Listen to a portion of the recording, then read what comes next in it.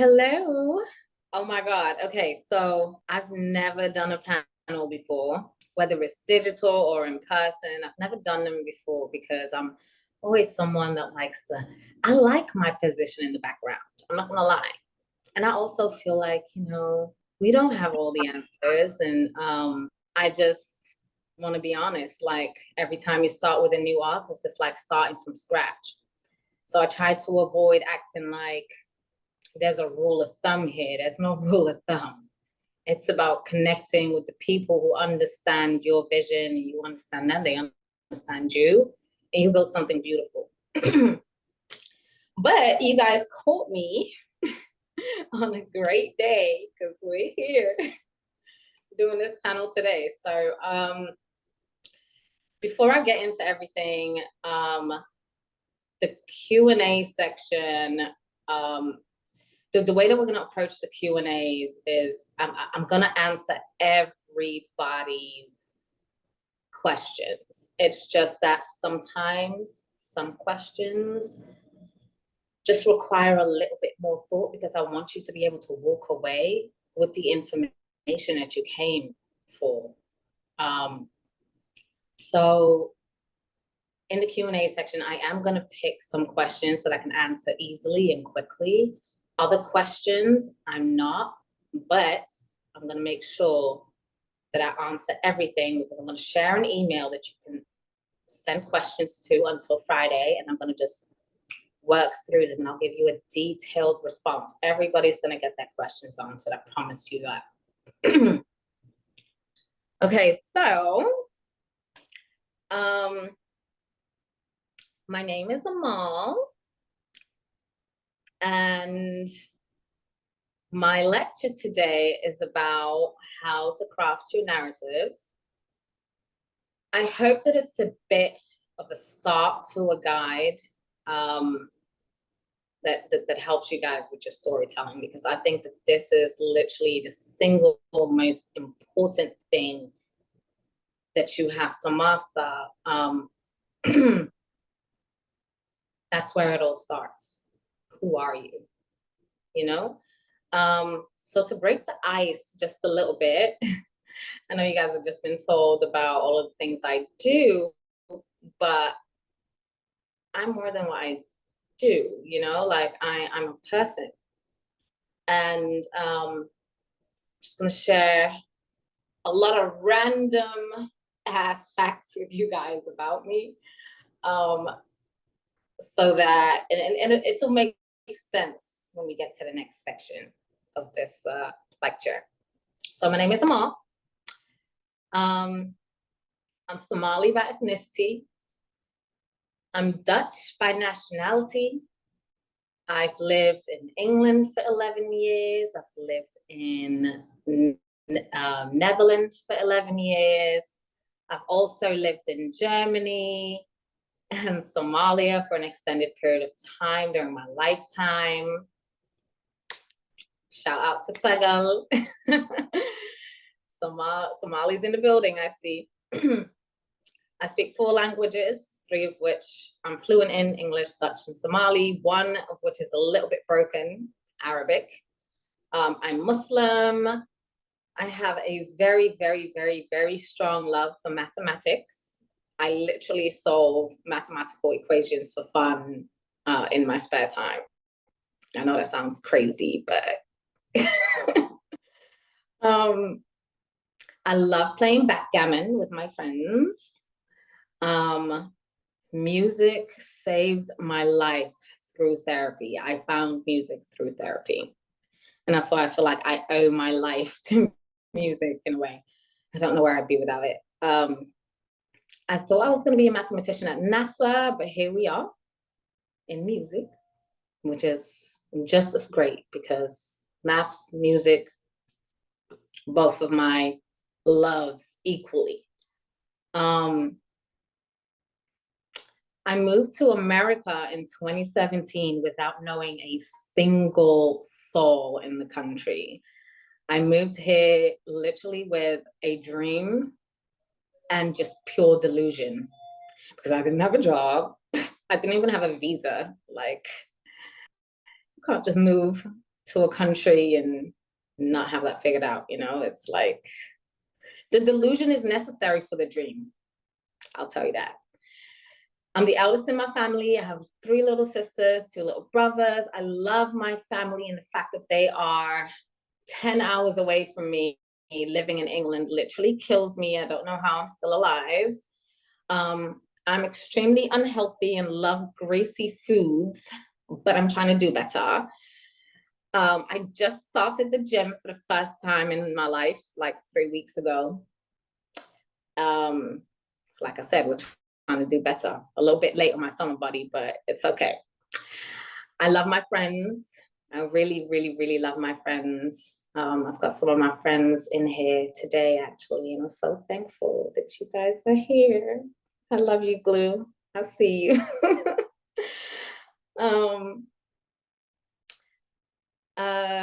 Shit, what else? I struggle with being a boss girly, or whatever that means sometimes, because sometimes I just want to be on some, I'm just a girl shit, you know? My favorite TV show is AOT, Attack on Titan. If you know, you know.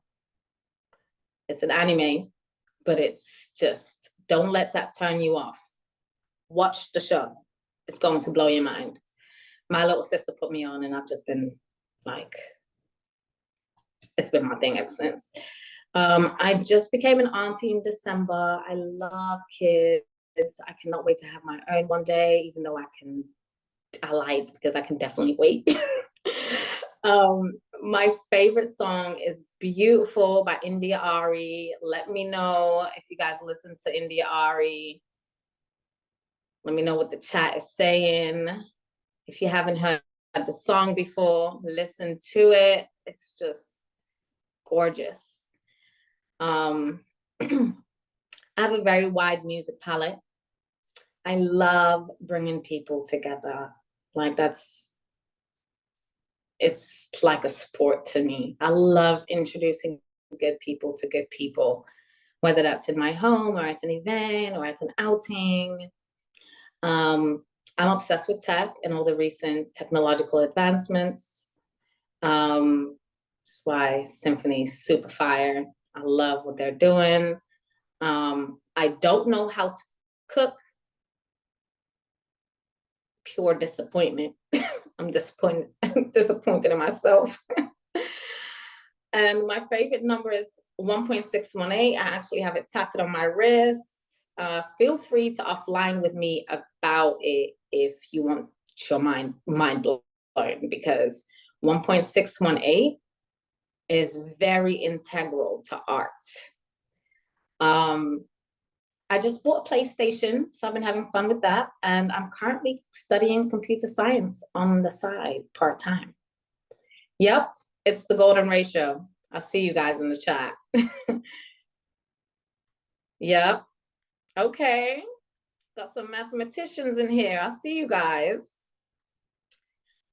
So, like I said, I hope learning these random facts about me breaks the ice a little bit, because again, this lecture really isn't much about me, but it's about you. You are the main character, is what I'm trying to get across today. And I want to be able to get to a point where people feel a little bit closer to answering the question, who are you? So,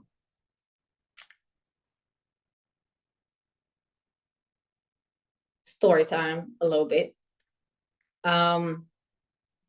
which also takes us into our first section of this lecture. So we're going to break it into 2 parts. The first section is, who are you? Finding your unique identity. So I live in LA, and man, okay, so if you know anything about living in LA, is that it's super superficial, opportunistic, and fake. Please, if there are any LA natives in the chat, I'm not talking about you guys. Do not murder me. I'm not talking about you guys. I'm talking about what LA feels and looks like in the entertainment space. Um, and I mean, I say all that, but I guess 7 years later, I must be a fake bitch myself because clearly I'm not going anywhere. So I must love it, right? But anyway, it took me a while to find my community and the people who became my family, for real. People who genuinely got to know me for me and vice versa. But LA is very, hi, what's your name? What do you do? And that's it. You may connect with like 6 people in one evening, but nothing ever comes from it. So I never lead with what I do, because not only does that have random Uber drivers pitch you music unsolicited. That's a joke, because actually I did come across a really fire Uber driver who was an artist, and I was actually mind blown by him. But anyway, it's because I'm just not interested in surface level relationships. So when getting to know people, getting to know new people, or better yet, when people are getting to know you, i.e. your fans, you want them to remember you. You don't want it to feel like these LA connections that are here today and gone tomorrow. So confession, my memory is terrible. Sometimes I'm at events and people walk up to me like, yo, Amal, how are you? And in my head, I panic because I'm like, where the fuck did I meet this person? Or was I drunk? And, you know, it's bad. It's really bad. But sometimes I opt into pretending that I remember, and I'm like, oh my God, long time. How are you? Hoping they don't catch on to my bluff. And other times I introduce this mystery individual to a friend like, oh my God, y'all should get to know each other, as an attempt to find out their name when they introduce themselves to the homie. And I was kind of fucked up. Don't judge me, please. Okay, because like in my defense, we meet so many people on a daily basis, and it's tough to retain all that information. Like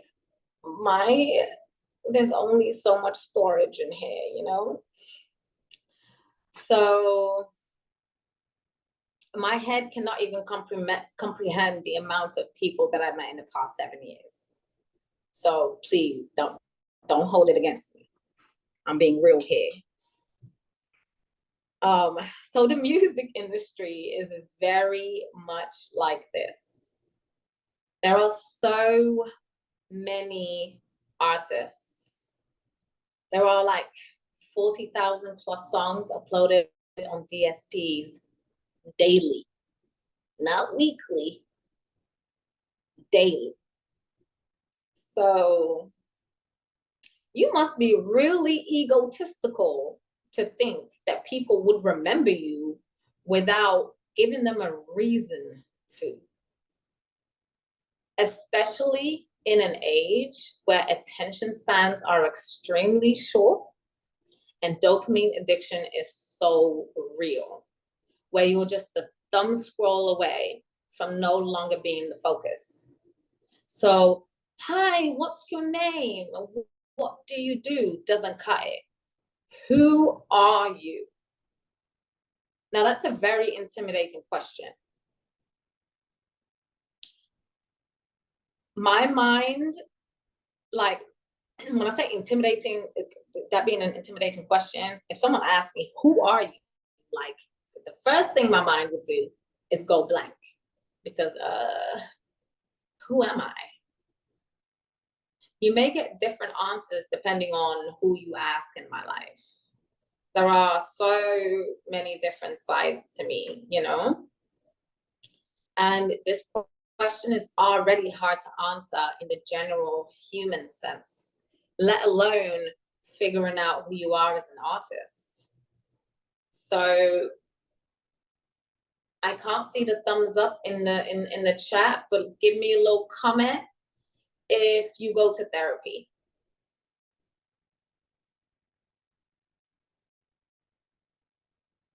Yeah, you guys are some healthy people. I love this for you guys. Okay, period.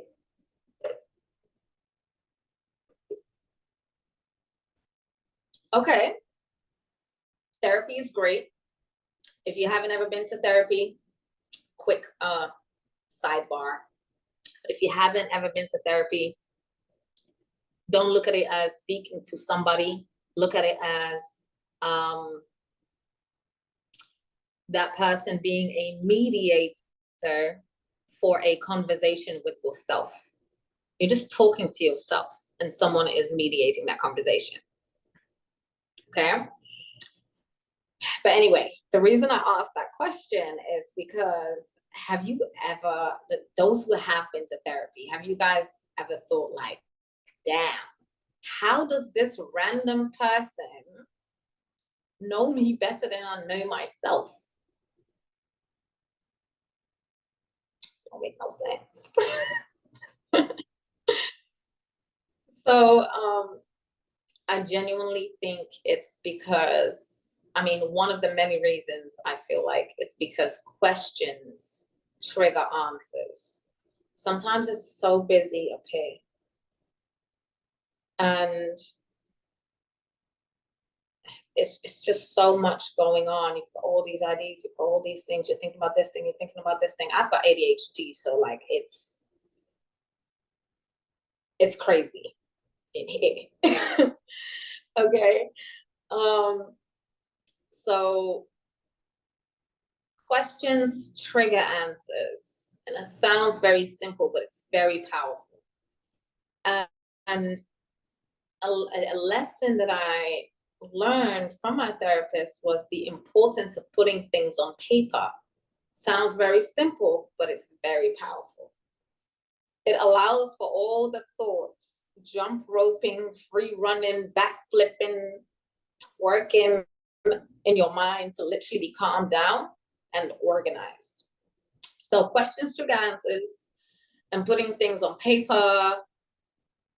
So we've got a bit of a light bulb moment here. So let's not think too hard. Let's just do this exercise really quickly for about 15 minutes, maybe 10 to 15 minutes, and let's see where it takes us, okay? So what's your favorite way to spend the day off? Give y'all 30 seconds. I need a timer for real. Let me use my phone. Otherwise, we're gonna take way too long on this.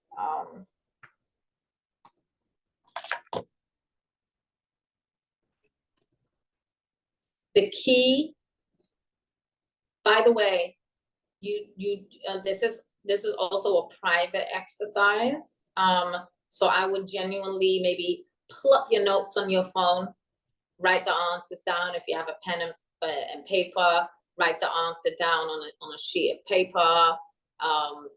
However you're writing these answers down, you don't have to share them in the comments. If you want to, feel free to, but you don't have to. That's not what this exercise is about. It's really about compounding all of your answers. And I encourage everybody to get involved. You're probably wondering, where the fuck is she going with this? Just trust me. Just do it, and we'll make sense of it in a second.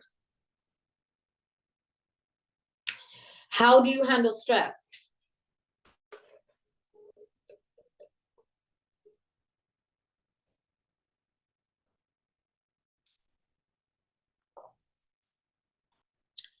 Um, is it I can't remember if it said Jessica or Jerica.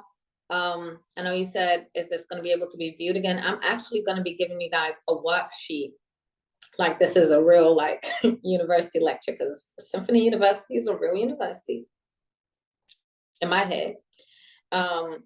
So I'm going to give you guys a worksheet of like some of the things that are important to like resources for you guys to have. And then also I'm going to give you guys some homework at the end of this too, which you guys can email me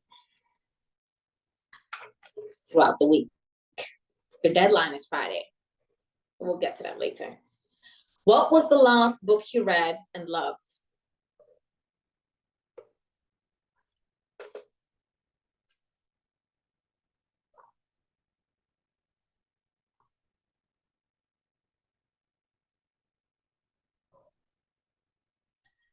How do you define success?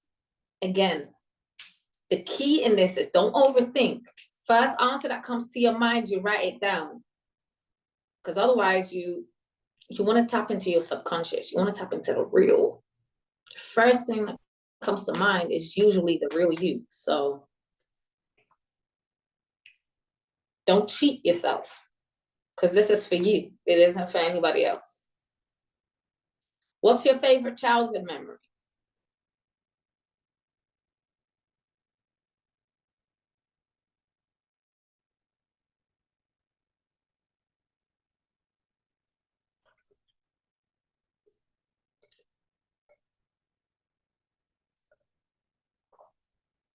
Okay, Tariq.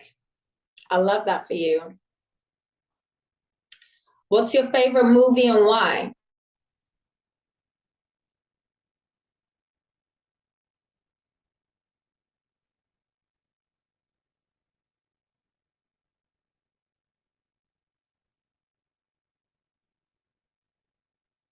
I know the next question says, do you believe in fate or free will? But I also want to ask for you to detail why.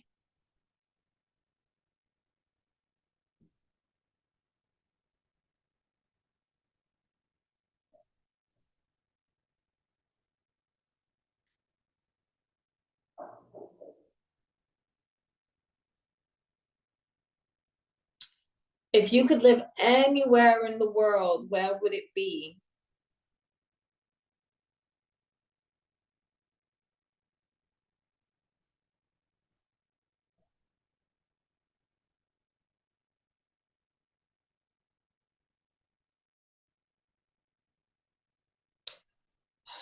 Shout out to Erica. I can't wait until I get private island money. I'm right there with you. What's one thing you can't live without?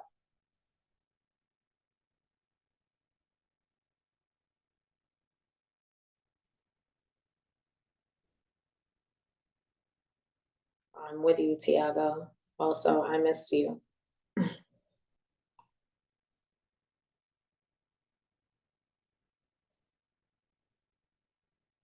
If you could have any superpower, what would it be?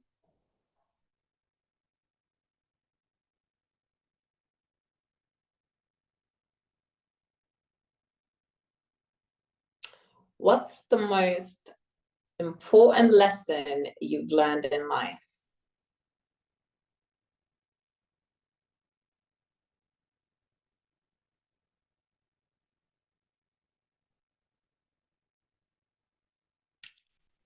What's your go-to comfort food?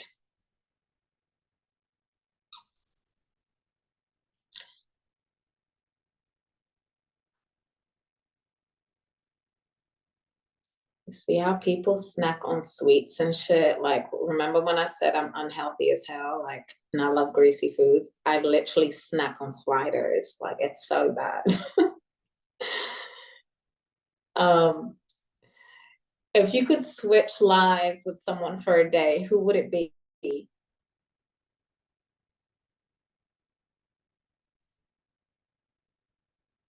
I woke up in Chris Brown's body. I love that song.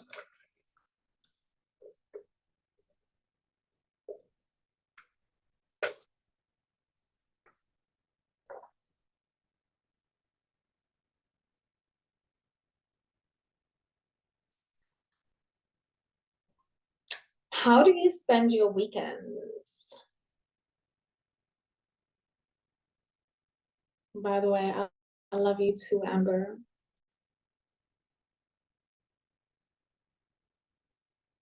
My friend. What are you most grateful for? Oof, that's a hard one because that's a long list. We are blessed people. You see what's going on in the world. We are blessed people. Count your blessings daily. Okay, we can go on to the next slide.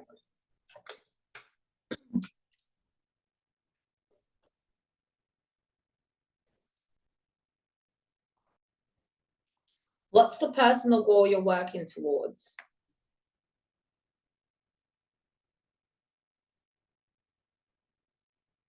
It might be several.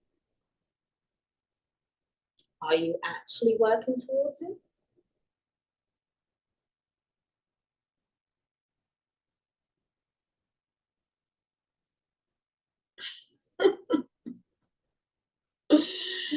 Hey, I have so many personal goals I'm quote unquote working towards, but oh my goodness. Let's get it together.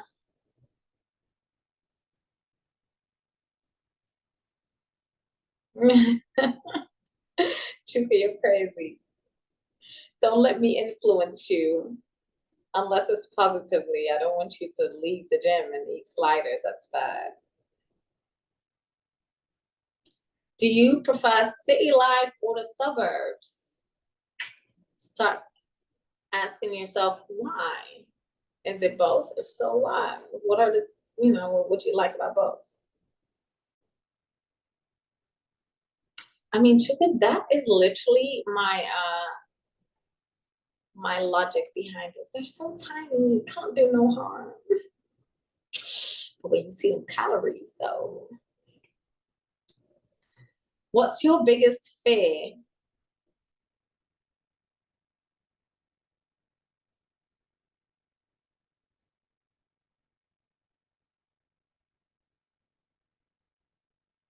That's deep.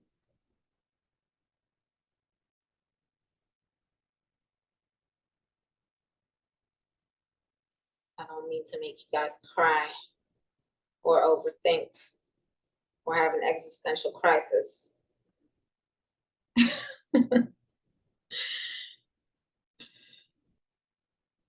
What's something you're really proud of?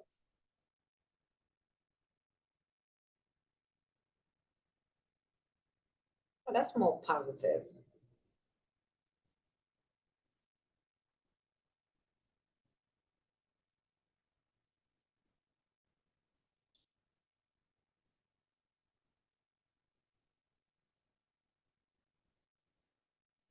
I love these. I'm proud of you guys. Can't wait to hear your upcoming album. Congratulations to all of you.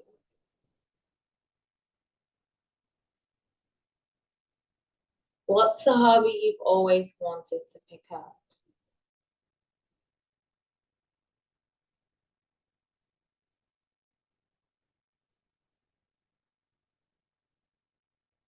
Oof. Can we hold each other accountable? Let's make some friends in this chat. Like, everybody hold everybody accountable because there are so many hobbies that I want to pick up that I just never picked up. Let's hold each other accountable.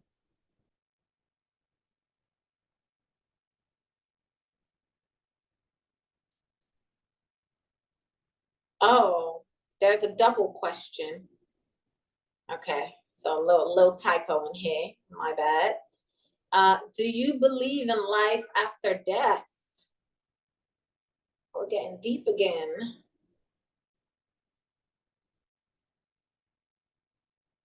Oh shit. The why could be diving deeper. Why do you believe in life after death if you do? And why do you not believe in life after death if you don't? Ask yourself that question.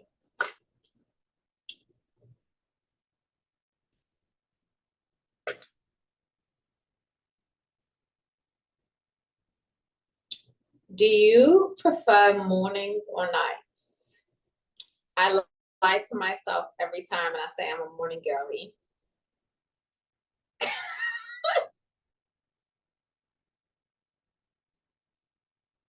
The way I kept myself down is crazy.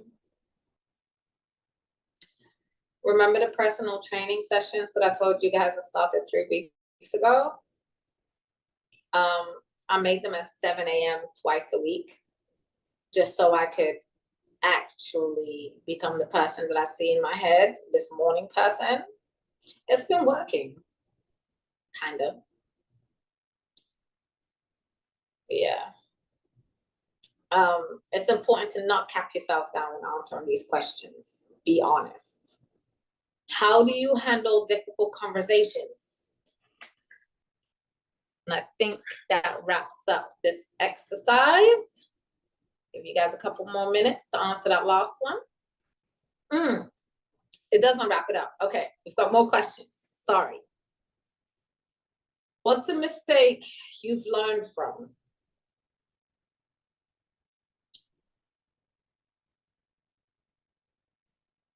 We're getting deep again. Oofed.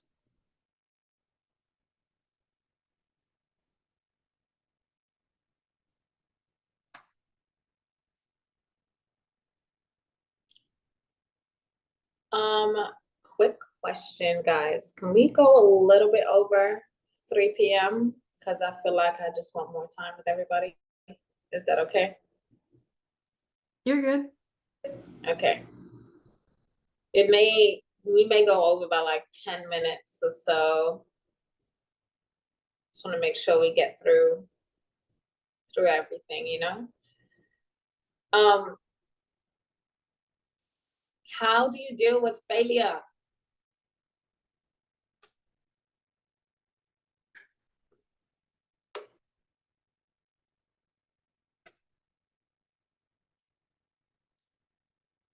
Again, you don't have to answer in the chat. This is a private exercise. Of course, those who want to can, but like, this is really for you.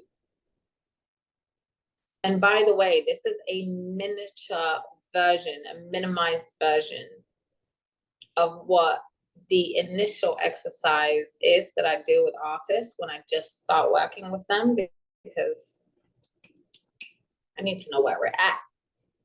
I'm going to explain that a little bit further. All of this is going to make sense in a second, okay? What's the most significant change you've made in your life?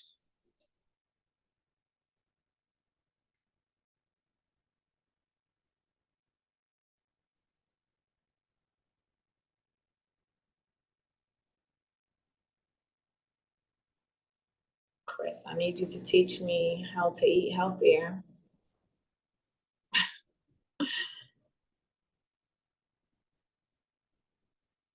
What's your biggest pet peeve?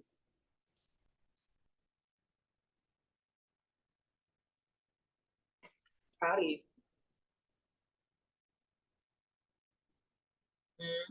I hate people wasting my time too, because I don't have a lot of it, unfortunately.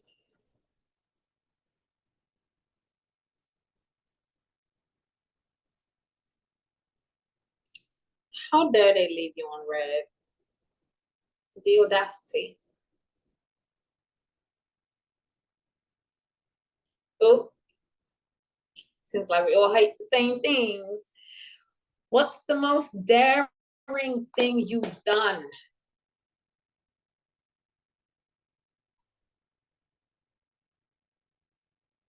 You've ever done. The most daring thing you've ever done. Ooh, I can't speak on some of these. Some of them I can, some of them I can't. Ooh, someone said try stand up. Stand up is not easy, you guys. by the way, I just developed a new love for comedy. I always used to think if you're trying to be funny on purpose, you can't, like, it's not funny. But to be honest, I learned because my friend forced me to watch it, literally forced me to watch it. And I learned that there's such an art form to it. If you haven't been to Chocolate Sundays on Sunday, if you live in LA, at the Laugh Factory, go. It's great. It's so much fun. You might catch me there. How do you approach problem solving? Chocolate Sundays. Sundays is like the dessert Sundays. That's how it's spelled. Chocolate Sundays at the Laugh Factory. Okay, cool. So listen, the questions that I asked you guys were not the questions that I asked my homie. Me and my homie were just doing this random fun exercise one day. The reason why some of the answers are blurred out, I'm really hoping I didn't miss an inappropriate one. Okay, I don't think I did. The answers that are blurred out are inappropriate as hell. So I was like, I cannot put that on the screen if it's gonna live here forever. But yeah, someone that's very, very, very dear to me. And I mean, like, we kind of freestyled the questions. It's not the 75 questions that I'm gonna say. Well, some of the questions that I asked him might actually end up on the 75 questions. But you know what's really fun is actually you guys looking at this and being like, oh, all I'm seeing are these like 1 word, 2 word, maybe 3 word answers.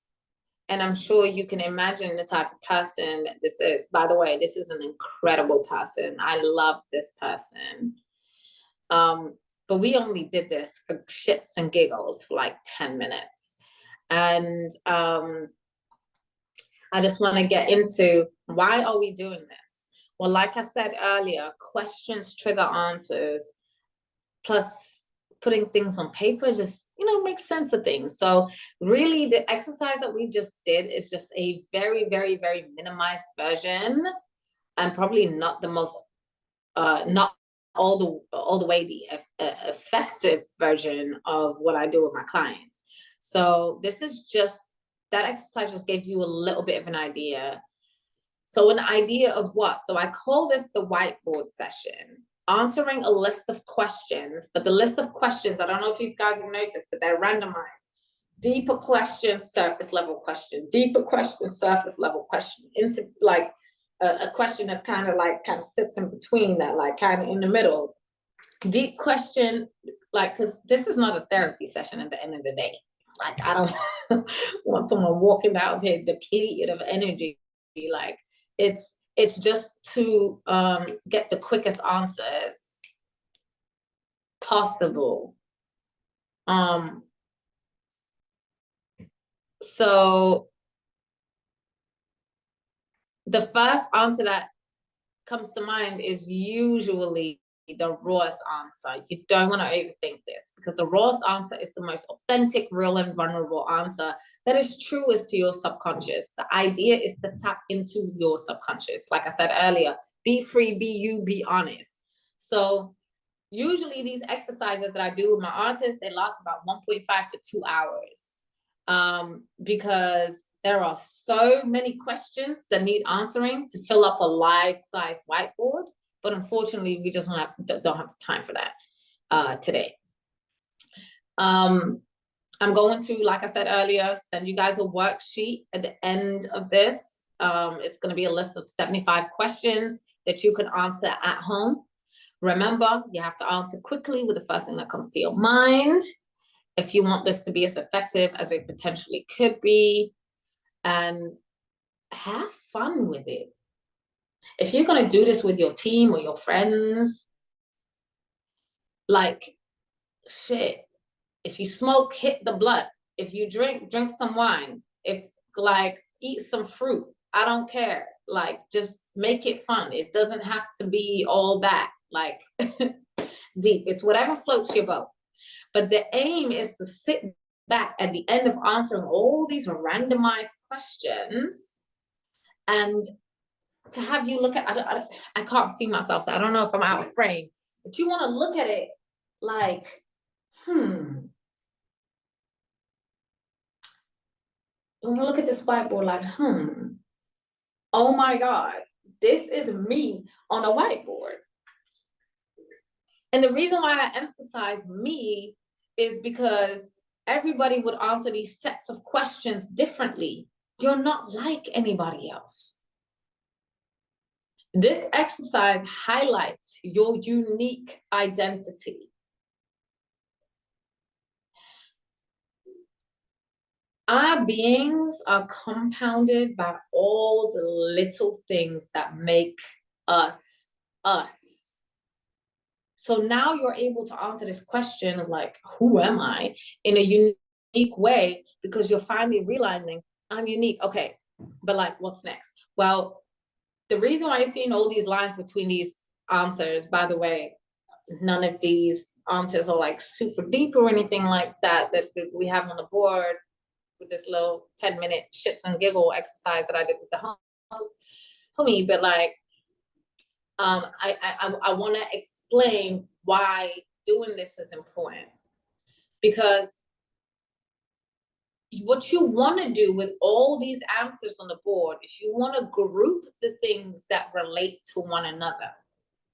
Depending on how you want to approach it, these different components to you, to your being, could be translated in different eras, phases, and or album concepts for you. The best thing, you're not pretending to be somebody else. This is true to you, and you're able to go in depth because it's true to you. You're not cosplaying.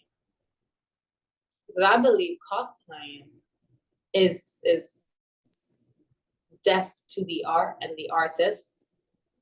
With that being said, there's a few exceptions, of course, no names mentioned, but that, you know, cosplay very well. But like, you don't want to do that. You want your art to be authentic to you. When people are wondering, like, oh my God, like, how do I present myself to the world? Sometimes it's easy to have like your team or whatever, like, you don't want nobody else to tell you who to be. Let's start off here. This exercise will help you with that.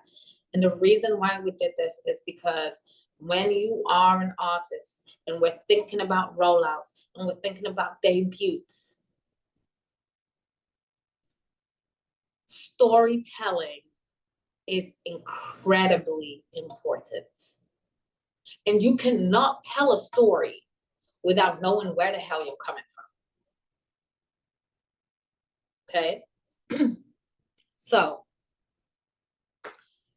when you choose to share a story, you share a piece of yourself.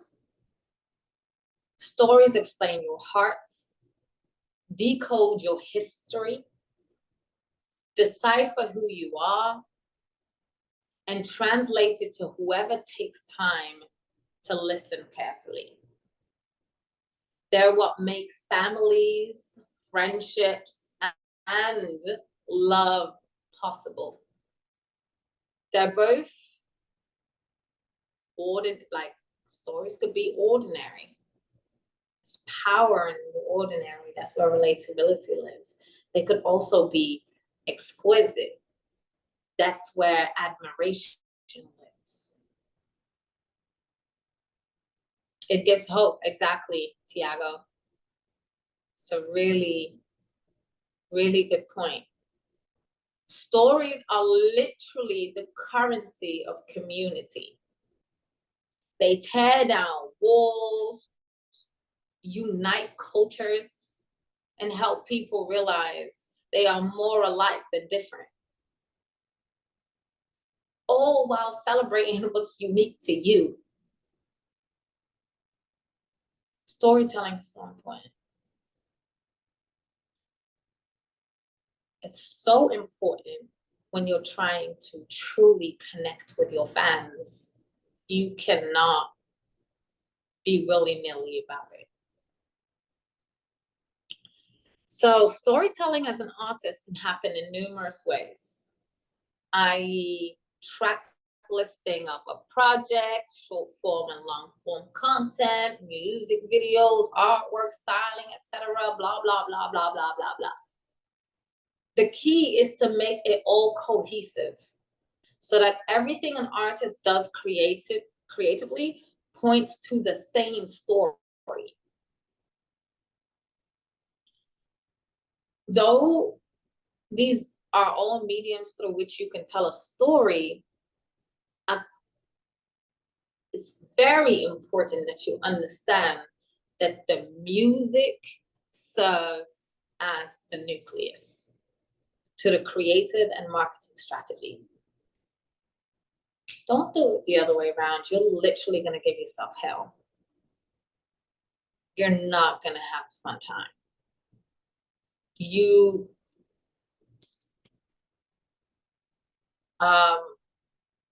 want to make sure that you understand that all of this springboards off of the music.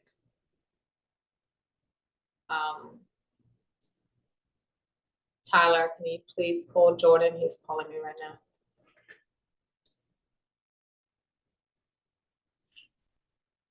Okay, so sorry about that, guys. Where was I?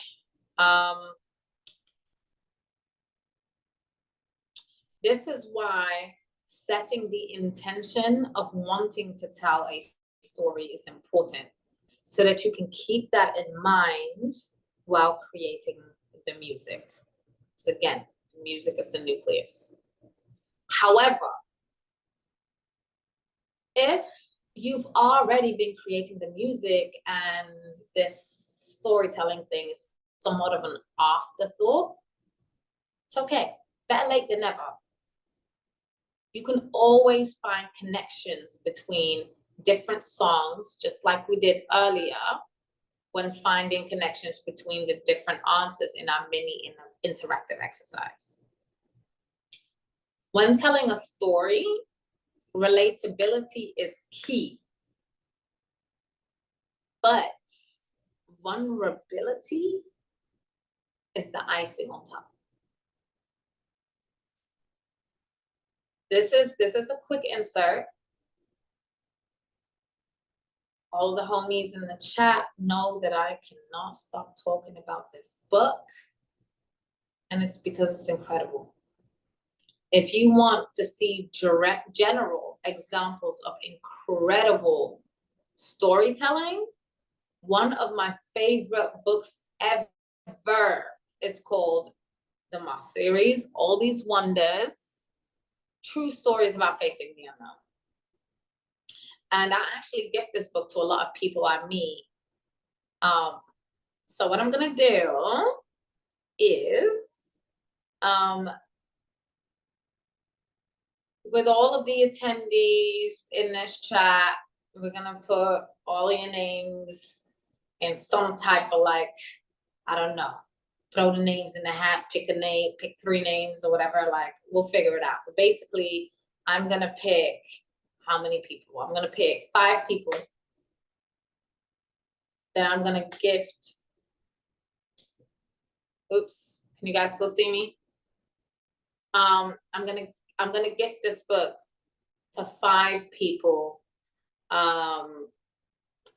at I don't know, we'll pick the people this week, and it'll be purely random. No one's getting favor over anybody else. But this book, you should get this book. And what's beautiful about it is each story is literally about 4 pages long. So I have so many friends that hate reading. I love reading, but I have so many friends that hate reading. And it's like, when I gifted them this book, they're like, oh my God, I love this book, because it's not, it doesn't, it's not like a large commitment. You read one story before you go to bed, but these stories hook you. You might cry reading some of these stories, not because they're sad, because they tap into your fucking soul, like in it. It's so good. And it teaches you the importance of storytelling and vulnerability. And I gift this book to artists that I work with, because it's almost like an aha switch goes off when they start reading these stories, because all of a sudden they feel connected to these strangers that they don't even know, because these are all true stories. And all the way at the end of the stories, when you learn about who the person is, what their name is, what they are doing now, etc., it's really beautiful. Again, I'm going to send you guys a worksheet, or like a resource sheet, that is going to have this title on there. So everyone should be okay. Give me just 1 second. Guys, sorry.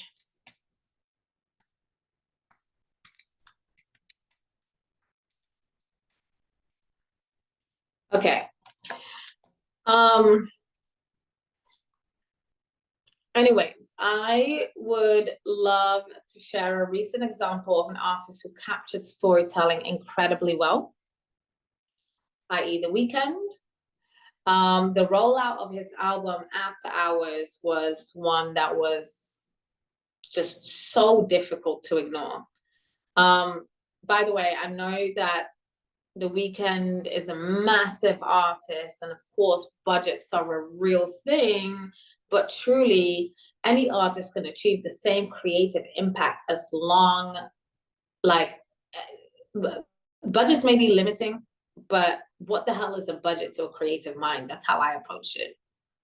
I'm going off on a tangent here again, but obviously, I mean, some of you guys may know I manage Teezo, and we never let budgeting constraints stop us from being incredibly creative. Teezo is the king of DIY, do it yourself.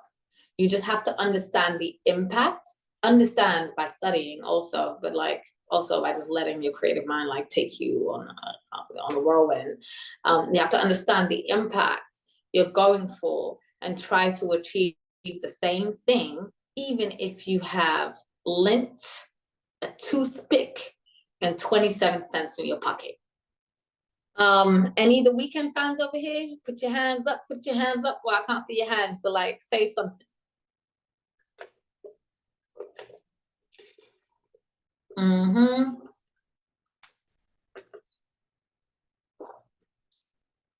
Okay.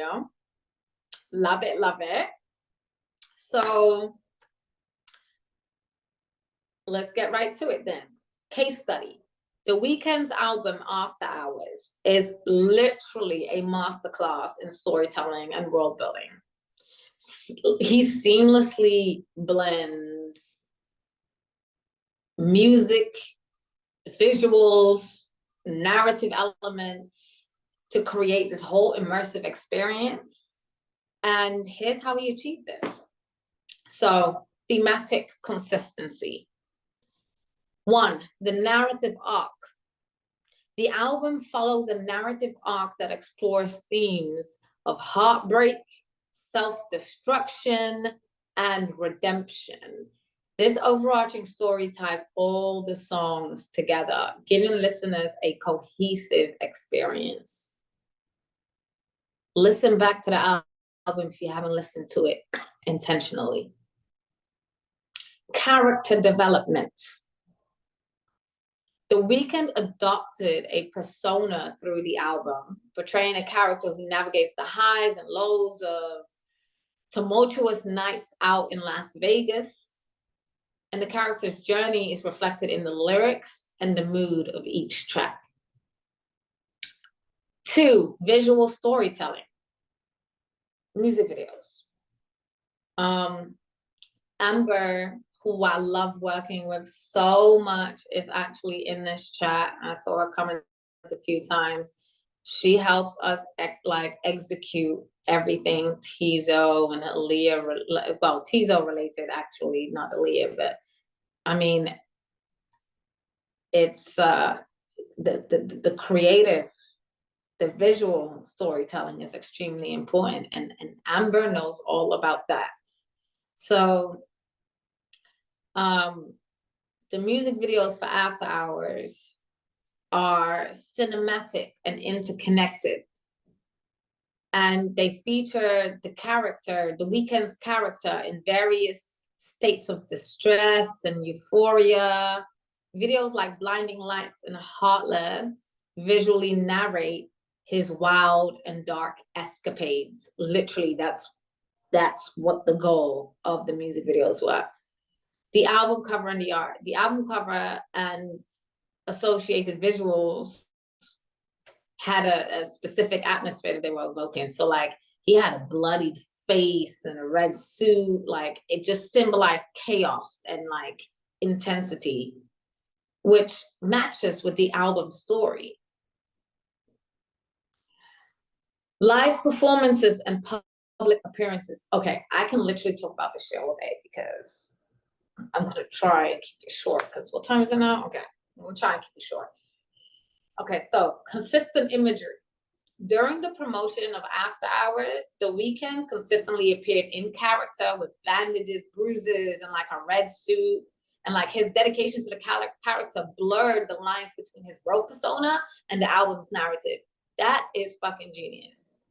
The award show performances. His performances at award shows and other events were literal extensions of the album's world, often like featuring elaborative stage setups, storytelling elements that like mirrored the album's themes. I know that's vague, but if you really want to know more about this, make a note of it. And I say make a note of it because I can go into detail about exactly how he did that, and like all of the conversations me and Teezo have been having when it was time, like literally right before he was about to go on his first ever, and sold out, by the way, headline tour that he just completed. We wanted to make sure that things felt theatrical. We wanted people to walk away with learning more about Teezo. And like, think about it. Some fans may bring plus ones that don't even know who the artist is. Some fans may have become fans quite late, even though Teezo's thing is don't worry, you're early. But still, I guess like up until this point, maybe they became fans a little later into the journey. Maybe they don't know the earlier songs that kickstarted his journey that got him here in the first place. You know, like storytelling in shows is something that I feel like most artists entirely drop the ball on. And we got to do better. But we can dive deeper into how The Weeknd made his shows incredibly cinematic at the end of this, if we still have some time, which I doubt. But you guys can offline with me about that. Just let me know if you guys want me to.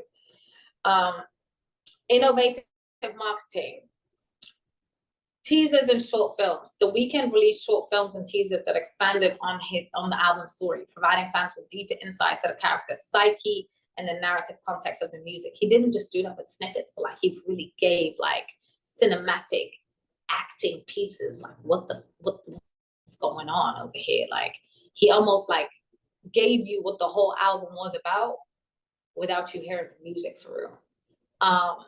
Which placed people in a certain like space mentally prior to them listening to the album. I thought that shit was genius. Social media engagement. He used social media to drop hints and build anticipation, sharing cryptic messages and visuals that kept fans engaged and curious about the album story. You're probably thinking like, oh yeah, but that's because he already got the fans and everybody's gonna be, you know, doing the most to try and figure out what he's got going on. No, listen, when something connects, people are gonna go back to your stuff and they're gonna try and figure out if you've always been this artistic genius. So start now, even when you got 2 fans. now, people are going to find your old catalog, people are going to find your old posts, and you want it to truly be reflective of what you want to execute. So, okay, there are so many examples as to how he created a world that was incredibly cohesive through storytelling. Like I mentioned earlier, like the music is the nucleus. So for today, last but not least, as a set of examples, as part of this case study, we have lyrical content. No, go back. Sorry, because I didn't go to lyrical content. So personal and relatable lyrical content. Again, like all of the stuff that we talked about, points 1 to 4, don't matter if it doesn't reflect the music. You got to world build and springboard off of the music. The music is the nucleus. So the lyrical content, personal and relatable. The lyrics of After Hours are deeply personal, touching on themes of love, regret, longing, that like resonates with so many people. It's the relatability that helps fans connect with the story on an emotional level. Narrative lyrics, many of the songs literally tell stories within themselves, offering like glimpses and specific moments and emotions experienced by the character that the Weeknd is portraying, which collectively contribute to the album's overarching narrative. So, all in all, the Weeknd weaves just so easily, weaves together music, visual, and like personal engagement. He created a rich, immersive world with After Hours that just captivated audiences and demonstrated the power of storytelling in music. So if you haven't, really dive into it. I know dopamine is real and we just, listen to an album when it drops, but like actually really dive into what he did with that album when it came to the rollout. So next slide, please. All right, so this is Symphony University. And if I was a real teacher, I would have loved to give you guys some homework. So hands up if you listen to, or comment if you listen to Juice WRLD, RIP, by the way.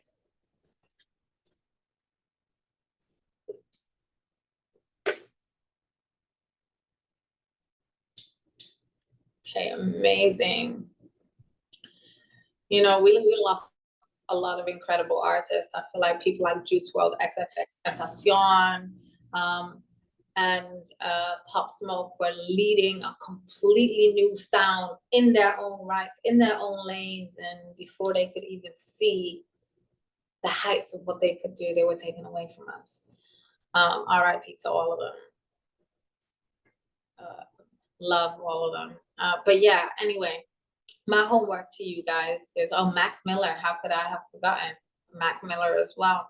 The homework that I'm giving to you guys is listen to Goodbye and Good Riddance if you haven't already. And I'd like for you to identify how incredible, especially for his age at the time, the storytelling in the music was. Remember, the music is the nucleus. So I'm going to send you guys a very generic explanation of what a story arc looks like when storytelling, and let me know your thoughts on this album. But this should be able to help you guys. And again, I'm going to send you guys this document on email. Everybody's going to get this so that it can help you out. But crafting a narrative story arc involves creating a structured sequence of events that engages your audience and conveys your message effectively. Here's a quick mini step-by-step guide to help you craft a compelling narrative story arc. 1, establish the foundation. Introduction. Set the stage by introducing the main character or artist and the setting. Provide some background information to give context to the story. Inciting incident. Introduce a problem or challenge that disrupts the status quo and propels the story forward. This event should grab the audience's attention and create a sense of anticipation. 2, build tension. Okay, we got 2 bullet points under that. 1, rising action. Develop the story by introducing a series of events that escalate the tension. These events should show the protagonist facing obstacles and making decisions. Highlight the emotions and struggles to make the story relatable. 2, under the build the tip, bullet point number 2. Under build tension is subplots. Incorporate secondary storylines that complement the main plot. These can add depth and complexity to the narrative, making it more engaging. 3, climax, turning points. This is the most intense moment of the story, where the protagonist, artist, character faces the greatest challenge. It's the moment of highest tension and the turning point of a narrative. The outcome of this event will determine the direction of the story. 4, and we're almost done, guys.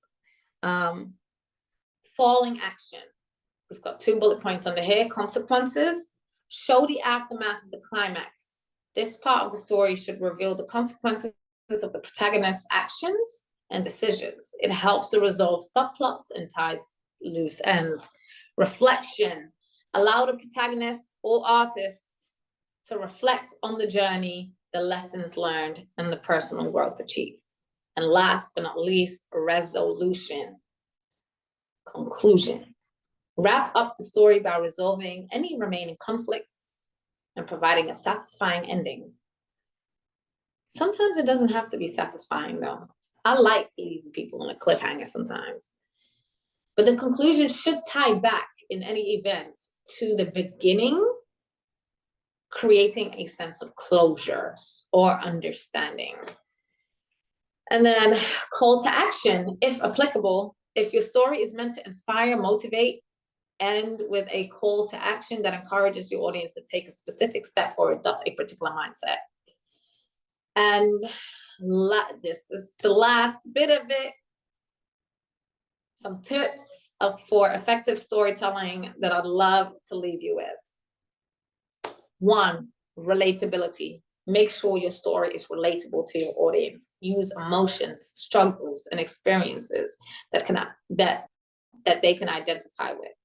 Vulnerability. Show vulnerability in your characters. It makes them more human and relatable, and it helps to build a deeper connection with the audience. Authenticity.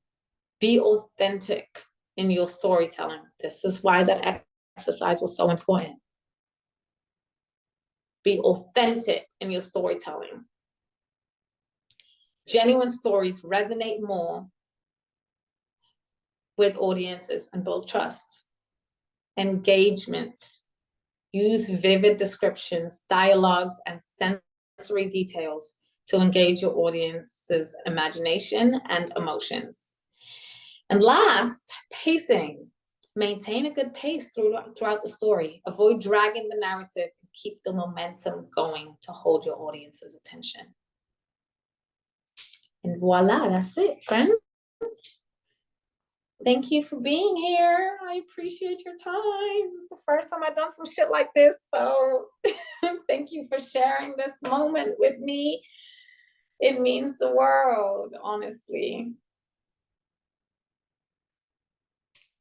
Oh, you guys are gonna make me cry. Stop.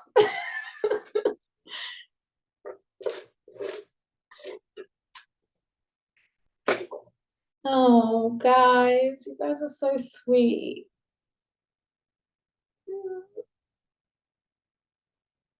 I can't believe this many people tapped in. Wow, and the fact that you guys are still here. So, again, all of these questions, and if you guys think of questions after this, I promise you I'm going to answer all of them. Some of them just require a lot more time and just more thought. I don't want to just answer them on the spot because I want to make sure that you're walking away with the answer that you came here for, you know? a well thought out answer that gives you as much information as possible. Anonymous attendee, how do you organize and handle your time management? Well, actually, Tyler helps me with that. I don't know where I would be with Tyler. Tyler is literally the person that helps me organize through my thoughts, my calendar, all of my to-do lists. Like, he is also just so much, like, he's a real aid in the sense where just like the way that his brain works aligns so much with the way that my brain works. He comes up with so many great ideas. At this point, almost knows kind of like how I think. So it's great to have somebody on your team that you have a mental synergy with. Tyler is that for me, and I hope that I am that for Tyler. And yes, thank God. It's a blessing. Thank you for everything, Tyler. Honestly, I'm still working on time management.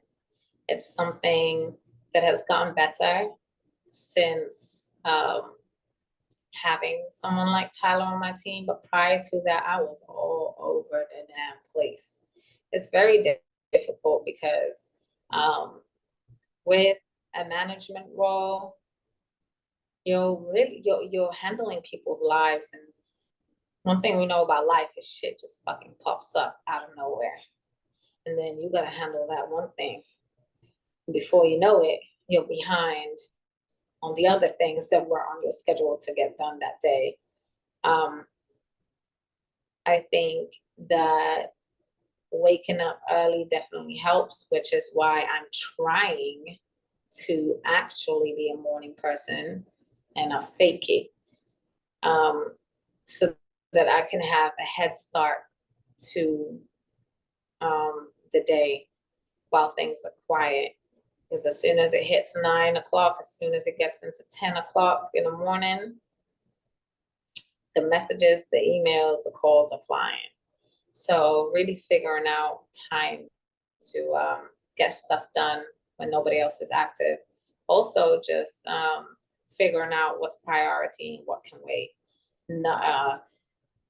My friend Semi, literally one of my best friends who is in here as well, always says, your what is it? Semi, if you're in here, please send the quote. It's your inconvenience does not become my emergency. Some shit like that. So it's like, or your emergency should not become my inconvenience. So I'm learning about that too. Not everything needs to be prioritized just because it's coming from a side of somebody. Like, bro, I got shit to do too. So yeah, there's that. So that, I guess I answered that question. Let's see. Key team members every artist should have if they want to make a living and operate a smooth ship. There's no such thing as a smooth ship. I hate to break it to you. It's gonna be rocky regardless of how successful you become. There's always gonna be something. I think the only thing that you can be, what you want to do is you want to form a team around you that can handle the rocky shit, because it's always going to be rocky. And that doesn't mean just like, oh, solve the problem. No, it's like, how can they calm me down when shit is a little insane? Or like, how do they handle conflicts? Do they understand what my intentions are? Like how my mind works? Are our goals and is our vision aligned? I think when you're choosing your team, as long as you know that your goals and visions are aligned, even when there is conflict between team members or people don't see eye to eye, you know that you have the same goal. And that's what's going to get you to the next step.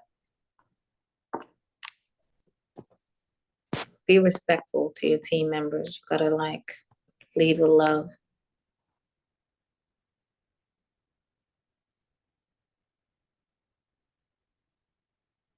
Again, some of these questions require like a full-on breakdown. So I'm just trying to do the ones that are easy and quick. And what I can do is, if you guys are interested in hearing some of these answers, I won't just send it back to the person that asked me. I'll send the answers to these questions to everybody that's in this chat, so that you guys have that as well.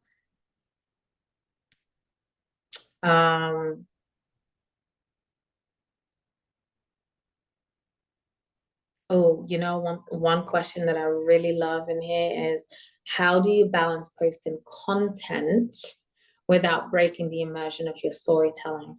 I'm going to answer that question on email as well.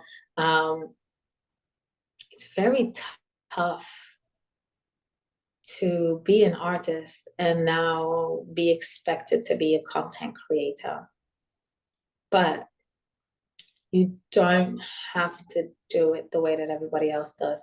You got to ask yourself, I guess, like, what is the end result that I'm trying to get, and figure out a creative way to do what is expected of you, an unexpected way of doing what's expected of you.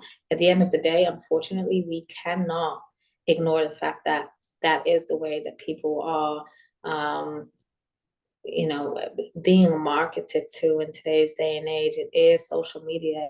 Everybody's on social media. You cannot ignore it. You have to do it. But there's ways for you to do it your own way without you selling your soul to fucking TikTok, you know? So we'll get into that some more. But I love that question, Joseph.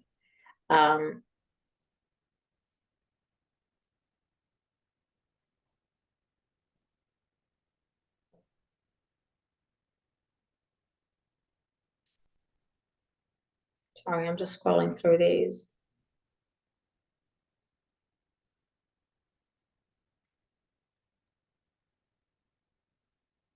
While I'm all scrolling, just as a reminder for people asking, and we're gonna send out every worksheet, questions, all that to you guys, and then also add it to the YouTube description when we upload this video on YouTube. But Amal, want to just do one more? And yeah, sounds good.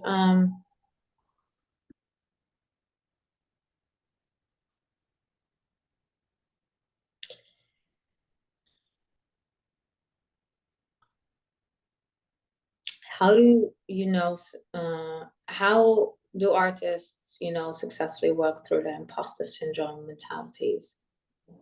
You'll be surprised.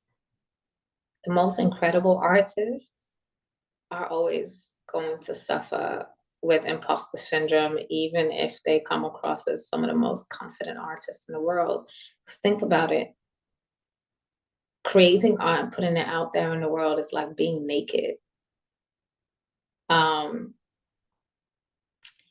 You're putting yourself out there and you're still subject to people's opinions.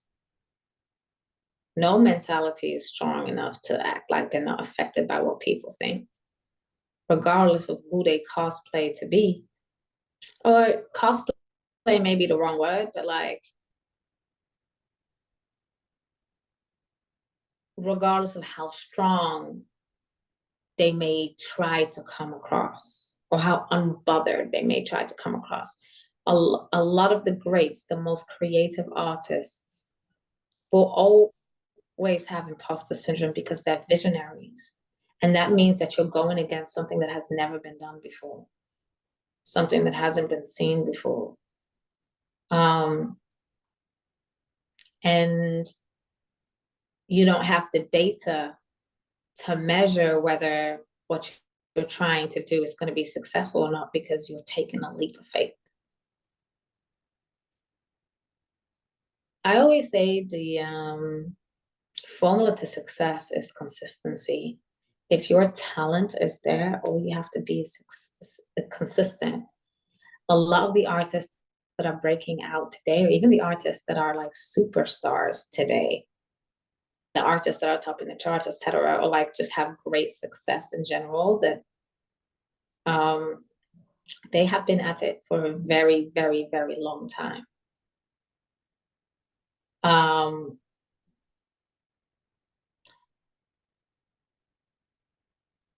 it's